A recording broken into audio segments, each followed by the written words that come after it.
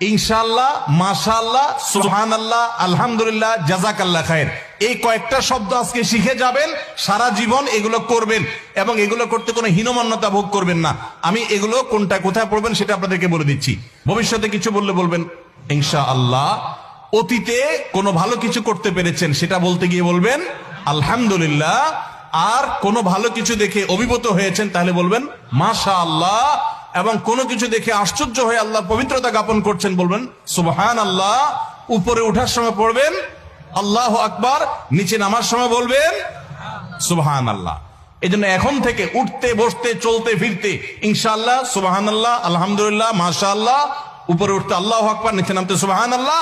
আর কেউ যদি কোনো উপকার করে, এটা হাদিসে আছে, নবী সাল্লাল্লাহু আলাইহি ওয়াসাল্লাম বলেছেন, আপনাকে কেউ একটা উপকার করেছে, একটু কলম দিয়েছে, হাত দিয়ে লিখে আবার ফেরত দিলেন তার কলমটা দিয়ে লিখে, কোন একটা উপকার কেউ করেছে, তাহলে আপনি তার বিনিময় দিতে চাচ্ছেন কিন্তু